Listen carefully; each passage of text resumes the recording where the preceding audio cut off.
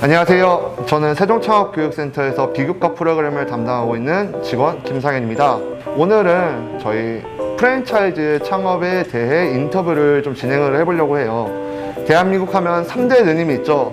유느님, 연느님, 친느님. 이제 대한민국 국민이 모두가 좋아하는 치킨을 운영하고 계시는 이제 프랜차이즈 창업을 하신 사장님 한 분을 모셨습니다. 사장님 모셔보도록 하겠습니다.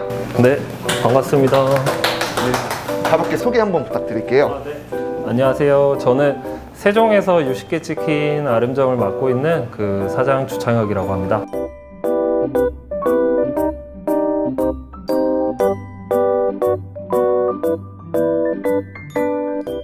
네, 이제 질문을 좀 드릴 건데 어떻게 프랜차이즈 창업을 하게 되셨는지 궁금해가지고. 저는 사실은 좀 그 운이 좋았던 케이스라고 생각할 수 있어요. 그 약간 운명이라고 해야 될까?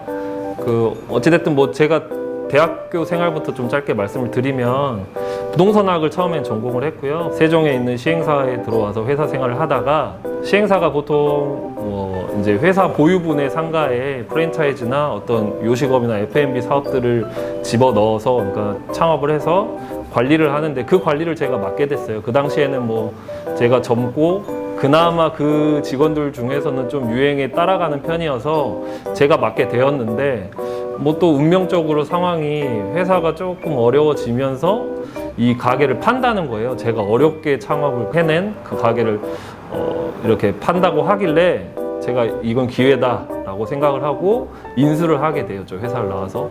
뭐 저는 사실은 뭐 다른 분들과 다르게 여러 가지를 하면서 오픈을 많이 시켜봤기 때문에 그거에 어떤 경험이 있어서 제가 60개 치킨을 보았을 때 확실한 아이템이라고 생각을 했기 때문에 좀 이렇게 겁없이 뛰어들었던 것 같아요. 네.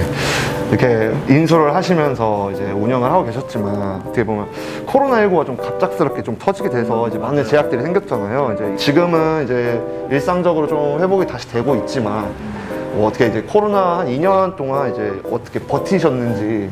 그 제가 19년도 12월에 창업을 하게 되었거든요. 근데 이제 그때는 사실은 코로나 초기였어요. 뭐 전국에 뭐 한 10명 정도 나오는 정도의 상황이었는데 크게 코로나에 대한 어떤 뭐 대응도 하지 못했었고 뭐 그런 심각성을 못 느꼈죠. 우리 다들 그랬잖아요. 그냥 감기처럼 한 잠깐 일주일, 2주일이면 지나가겠거니라고 생각을 했지만 이게 점점 장기화되면서 사실은 좀 모든 자영업자분들이 그랬겠지만 되게 힘들었어요. 뭐 어떤 부분이 힘들었냐면 일단 뭐 손님들께서 홀에 오시질 않으니까 물론 저희는 뭐 배달 포장을 겸하고 있기 때문에 그래도 매출적으로는 어느 정도 보완이 됐지만 어떤 가게에서 손님이 이렇게 가져다 주는 어떤 활력이라는 게 있거든요.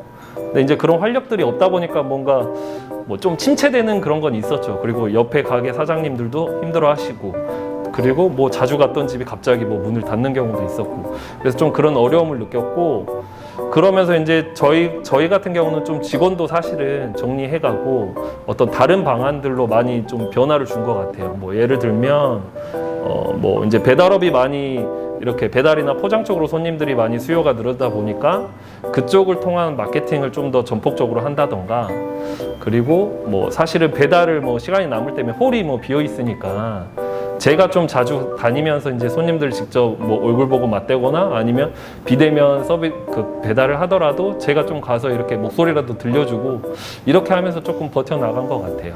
그래서 사실은 지금 뭐 거리두기 제한도 풀리고 마스크도 실외에서는 지금 풀리게 됐잖아요. 그래서 정말 다행이라고 생각을 하고 있고 지금까지 좀 버텨주신 사장님들 뭐 저를 포함한 다른 자영업자 사장님들께 되게 뭐 고생했다고 좀 말씀을 드리고 싶어요. 그리고 일단 저희가 회사 생활하면서 좀 여러 업종의 매장을 만드셨잖아요. 진짜 저희 생각지도 못했던 이제 진짜 힘들었던 실내 동물원도 있었고 이제 카페도 했었고 이제 멍게가라는 식당도 했었고 이제 그 외 여러 프랜차이즈도 이제 하다가 그리고 사실 이제 PC방이랑 원래 만화 카페도 저희가 준비를 했었는데 좀 무산된 경우도 있었잖아요. 네, 이렇게 여러 업종을 준비하셨고 각 업종마다 이제 준비하는 부분이 좀 달랐지만 이게 종합적으로 보면은 어떤 부분을 좀 신경을 써야 될까요? 프랜차이즈를 하게 될 경우에는. 프랜차이즈 업이라고 이제 딱 단정을 하고 생각을 하게 되면 프랜차이즈업 같은 경우는 일단은 각 업종에 맞는 어떤 서류적인 뭐 이론적인 절차들이 굉장히 많아요. 뭐 각 업종마다 좀 뭐 세세하게 들어가면 말하기가 많지만 뭐 예를 들면 뭐 영업 신고와 뭐 그리고 뭐 사업자 등록증 내는 것부터 시작을 해서 면적이 좀 크게 되면 소방에 대한 어떤 뭐 그런 필증을 받아야 되는 사업도 있고요. 그러니까 그런 것들에 대한 전반적인 어떤 이론적인 준비가 필요하고, 두 번째는 이제 초기에 창업을 하시는 처음 하시는 분들이 가장 어려움을 겪게 되는 게 스케줄 관리예요. 그러니까 예를 들어서 뭐 영업 신고를 언제 내고 뭐 사업자를 내고 어떤 뭐 전화 회선부터 시작을 해서 정수기, 뭐 도시가스 이런 것들, 이런 스케줄 관리가 굉장히 중요하다고 생각을 하거든요. 그래서 스케줄 관리에 대한 거, 그리고 뭐 이론적인 절차, 스케줄에 대한 거, 그리고 마지막은 사람이 가장 또 중요한 것 같아요. 그러니까 내가 혼자 하거나 아니면 무인으로 하는 가게들은 크게 뭐 상관이 없겠지만, 만약에 직원을 둬야 한다고 하면 어떤 사람에 대한 그 관리가 가장 힘들고 어떻게 보면 가장 중요한 부분이라고 생각을 하고 있어요.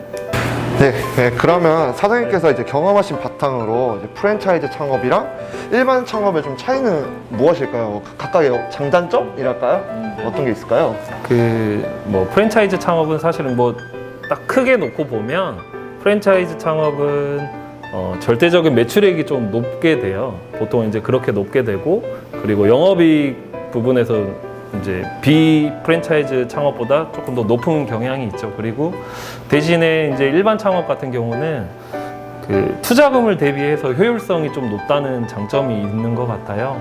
그렇게 되고, 뭐 장단점을 보자면 이제 그렇게 되는데요. 보통 이제 경험이 없고 노하우가 없는 분들은 프랜차이즈를 시작을 해서 이제 프랜차이즈에서 하는 그 본사에서 하는 일들이 있거든요. 뭐 원재료 어떤 수급과 아니면 브랜드 홍보 마케팅에 대한 것들, 그리고 뭐 지속적인 관리, 뭐 본사 직원들이 지속적인 관리를 하는 것들, 어떤 그런 것들에 도움을 받고 있기 때문에 어떤 경험이 없거나 노하우가 없는 분들에게는 프랜차이즈 창업을 권유하기는 해요. 그렇지만 이제 단점이라고 할 수 있는 게 뭐냐면 이제 브랜드의 어떤 한 배를 타고 있는 거다 보니까, 예를 들어서 뭐 치킨 브랜드 중에는 뭐 얘기를 해도 되나요? 그 브랜드 있어요. 아무튼 있는데 뭐 빅땡이 네, 그런 브랜드의 어떤 잘못한 일, 뭐 회장의 갑질이라든가 어떤 뭐 그런 이슈들이 생길 때마다 프랜차이즈 한 배를 타고 있기 때문에 점주들이 어떤 그런 피해를 입을 수 있다. 그리고 또는 다른 지점에 있는 같은 브랜드의 다른 지점에 어떤 점주가 어떤 뭐 실수를 했다거나 뭐 큰 사건이 있었는데 그런 것들에 대한 피해도 고스란히 받기 때문에 그런 장단점이 있는 것 같아요. 그래서 이제 어제 보면서 같은 맥락인데 이제 고려대 학생 중에 이제 좀 고민이 있는 걸 좀 갖고 왔어요. 이 학생 같은 경우에는 이제 프랜차이즈 창업, 이제 카페를 하려고 하는데 이제 프랜차이즈 창업 시에는 이제 장점이 약간 있지만 자신이 원하는 이제 인테리어나 재료 메뉴를 하기에는 좀 제약이 있잖아요. 네, 실제로 프랜차이즈를 하게 되면은 이제 본사에서 지정하는 인테리어를 해야 하는 부분이 있고, 재료도 이제 본사의 그 사이트가 구축이 돼 있으니까 이제 거기서 구매를 하고, 메뉴도 본인 개발이 아닌 이제 본사에서 내려오는 메뉴로 판매를 해야 하는 거 있고요. 사실 이런 거 보면은 정말 좀 안전하긴 하지만 좀 자신이 좀 창업을 하고 싶어하는 욕망이 있잖아요. 근데 그런 거에서 이제 프랜차이즈는 네임밸류가 있기 때문에 마케팅이나 홍보 같은 거는 따로 할 필요가 없고, 이런 장점이 좀 뚜렷해서 이제 고민이라는데, 하고 싶은 걸 이제 리스크가 있는데 해야 하느냐, 아니면은 좀 틀이 있는데 좀 안전하게 가야 하냐, 이런 거 좀 질문이 들어왔었어요. 이제 사장님 생각은 어떠신지? 글쎄 이제 그 친구의 어떤 자세한 사항은 제가 모르지만, 뭐 어쨌든 제가 뭐 창업 자영업자의 어떤 선배로서 얘기를 드리자면, 일단 그 카페에 어떤 그 개성을 발휘할 수 있는 브랜드들이 있을 거예요. 그러니까 어느 정도 본사에서 유두리 있게 이렇게 좀 할 수 있는 브랜드들이 있을 텐데, 그런 브랜드를 찾는 것도 좀 중요하다고 생각을 하거든요. 아까 앞서 설명한 뭐 그런 것 중에서 프랜차이즈 창업을 제가 뭐 권유한다고 했잖아요. 근데 꼭 프랜차이즈 중에서도 어떤 괜찮은 브랜드들이 있거든요. 그러니까 그 브랜드들 중에서 뭐 어느 정도 홍보, 브랜드에서 홍보 같은 것도 좀 잘 하고 있고, 어느 정도 점주들의 어떤 뭐 권한을 조금 더 부여해 준다거나 그런 브랜드들이 있을 거예요. 그러니까 그런 브랜드들을 잘 찾아서 프랜차이즈에 가서 먼저 경험을 하고, 그리고 자기가 개발하고 싶은 어떤 메뉴들, 뭐 내가 역량을 펼칠 수 있는 어떤 뭐 홍보 마케팅이나 뭐 이런 것들을 하면 더 좋을 것 같아요. 근데 만약에 그럼에도 그냥 나는 좀 도전 뭐 모험을 하고 싶다, 내가 일반 창업을 하고 싶다고 하면 그것도 사실은 뭐 괜찮다고 생각을 해요. 우리 아직 20대 분들은 뭐 고생을 사서 한다고들 하죠. 근데 그 말이 되게 모순적이기는 하지만 저는 어느 정도 그 말에 조금 동의를 하기는 해요. 그래서 대신 정말 뚜렷한 아이템이 있어야 돼요. 프랜차이즈를 이길 수 있는 뚜렷한 아이템. 근데 이 뚜렷한 아이템이라는 게 사실은 기본적인 갖고 있는 어떤 그 틀에서 한 요 정도, 한 뭐 살짝 어떤 변화를 주는 그 정도거든요. 왜냐면 요즘에는 뭐 카페든 뭐 치킨이든 뭐 어느 음식이건 사실은 세상에는 다 나와 있어요, 이미 어떤 메뉴들이.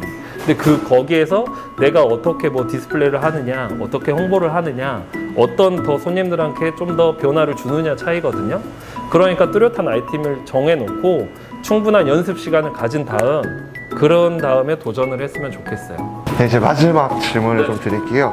이제 사장님께서도 어떻게 보면은 좀 30대 때 젊은 나이에 창업을 하신 거잖아요. 어떻게 보면 네. 늦은 나이에 창업을 하신 게 아니라.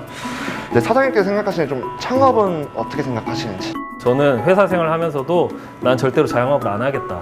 난 그냥 회사 생활을 하면 했지 안 하겠다라고 생각을 했어요. 근데 사실은 우연찮게 내가 좋은 아이템이라고 생각했던, 믿었던 아이템을 얻을 수 있는 기회를 얻었고, 그렇기 때문에 좀 서스럼 없이 도전을 했던 것 같아요. 그래서 우리 친구들한테도 제가 하고 싶은 얘기는 내가 정말 뚜렷한 아이템이고 내가 정말 연습과 노력을 했고 노하우가 있다라고 하면 권유를 해드리고 싶어요. 대신 앞서 말한 것처럼 충분한 아이템을 갖고서, 그리고 충분한 연습 시간과 충분한 노력을 가지고 도전을 해야지 실패를 하지 않는 것 같아요.